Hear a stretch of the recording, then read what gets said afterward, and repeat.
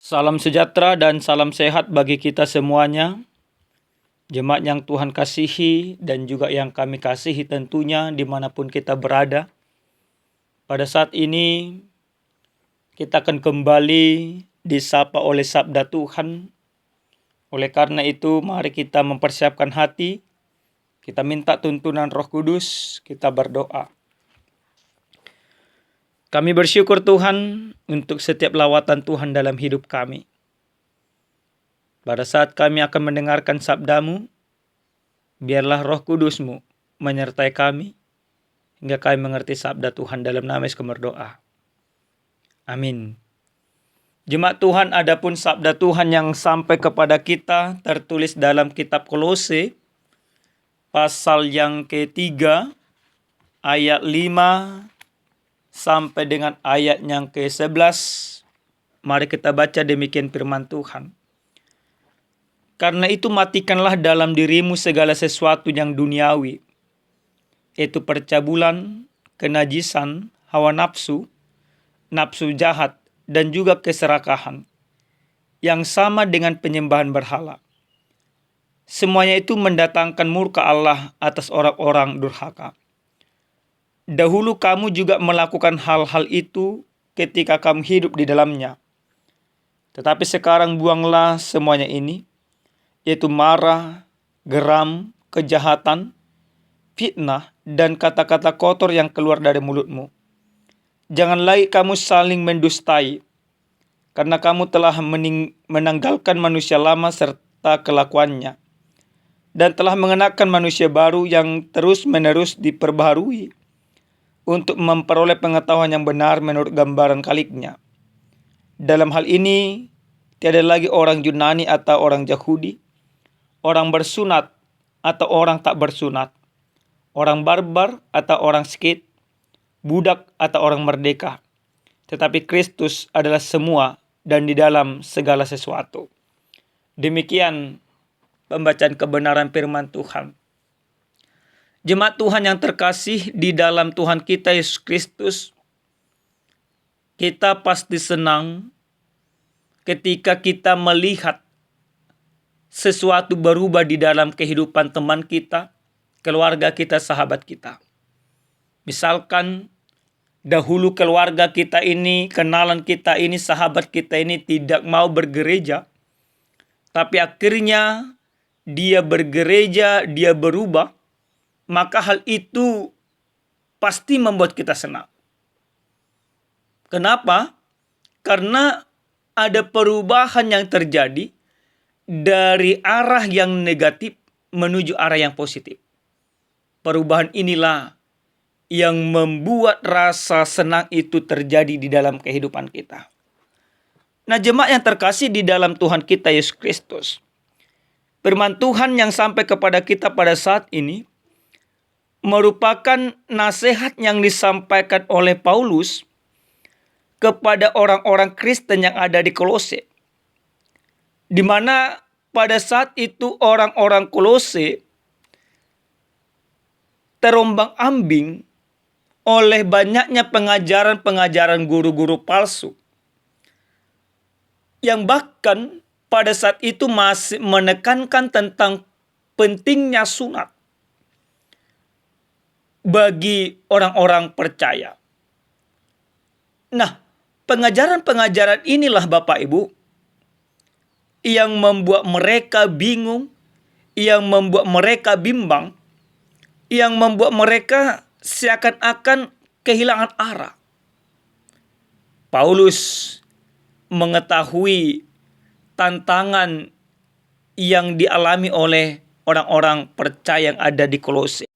Maka untuk membantu jemaat Kolose, Paulus memberikan suratnya, menasehati mereka, mengarahkan mereka, menyadarkan mereka bahwa sesungguhnya mereka tidak perlu lagi ragu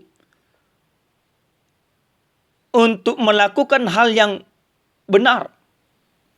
Tidak meski harus disunat lagi, tidak meski harus menjadi Yahudi lagi. Tapi Paulus menyadarkan mereka bagaimana penebusan Kristus yang telah terjadi, yang telah merubah kehidupan mereka. Maka ketika Kristus telah mati di kayu salib dan bangkit kembali, maka kebangkitan Kristus ini sesuatu hal yang baru yang mengubahkan, yang membuktikan bahwa kemenangan itu telah diberikan oleh Kristus. Kemerdekaan akan kuasa-kuasa dosa itu telah terjadi. Dosa itu telah ditaklukkan lewat kebangkitan Kristus. Maka orang yang percaya kepada Yesus Kristus tentu mengalami perubahan-perubahan yang baru di dalam kehidupannya. Nah, apa yang diajarkan oleh Paulus? Sembari mereka disadarkan bahwa hidup mereka tidak lagi hidup di dalam dosa, Paulus juga mengajarkan kepada mereka bahwa hidup mereka sudah hidup di dalam Tuhan. Maka apa yang harus mereka tinggalkan? Dalam perikop kita, jelas di sana dikatakan, karena itu matikanlah dalam dirimu segala sesuatu yang duniawi, yaitu percabulan, kenajisan hawa nafsu, nafsu jahat dan juga keserakahan yang sama dengan penyembahan berhala. Nah, ini harus ditinggalkan. Lalu dalam ayat yang berikut dikatakan oleh Paulus, jika mereka masih hidup terus di dalam keduniawian ini, maka yang akan terjadi, yang akan mereka terima adalah murka Allah, penghukuman daripada Allah, kebinasaan bagi mereka. Nah, memang harus disadarkan bagi mereka. Dahulu mereka sebelum percaya kepada Yesus Kristus, mereka memang hidup dengan keduniawian. Hidup oleh karena keberdosaan. Dan dosa itulah yang mengendalikan mereka. Tapi lewat kebangkitan Kristus, maka mereka dibaharui. Mereka dimantapkan untuk senantiasa percaya kepada Yesus Kristus. Tidak lagi hidup di dalam dosa, tidak lagi hidup di dalam kegeraman, tidak lagi hidup di dalam kejahatan, tidak lagi hidup di dalam keserakahan, tapi hidup dalam kebenaran dan iman kepada Kristus. Nah, Bapak Ibu yang terkasih di dalam Tuhan kita Yesus Kristus, lalu apa yang harus kita pahami dari kebenaran firman ini untuk kita sesuai dengan tema yang dikatakan menjadi manusia baru di dalam Kristus? Nah, ini juga menjadi sebuah peringatan bagi kita. Lewat firman ini kita diingatkan, yaitu supaya menjadi manusia baru. Bagaimana manusia baru dalam Kristus? Ini yang harus kita pahami. Yang pertama, Bapak Ibu, ketika kita katakan kita menjadi manusia baru di dalam Kristus, maka pertama sekali kita akan membuang atau mematikan keinginan-keinginan duniawi.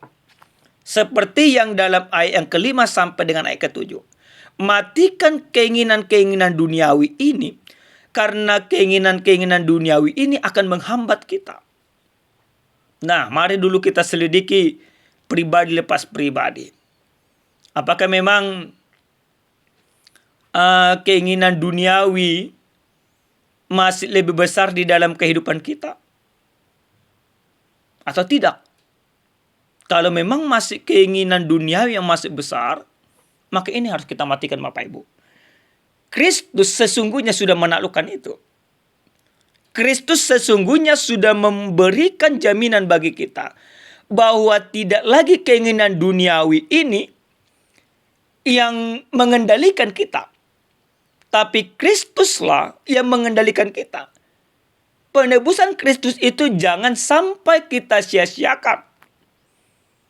Kasih Kristus, anugerahnya itu jangan sampai tidak kita respon dengan baik. Maka Bapak Ibu, lewat firman ini, kita mau diajak matikan semua keinginan duniawi kita yang bertentangan dengan Kristus, supaya kita bisa melangkah bersama dengan Kristus itu sendiri. Lalu yang kedua, Bapak Ibu, dari firman ini ketika kita sudah menjadi manusia baru di dalam Kristus, maka yang akan terjadi, yang akan kita lakukan di dalam kehidupan kita, yaitu membuang pola pikir dan perilaku duniawi. Dalam ayat ke-8 sampai 9 dikatakan seperti ini.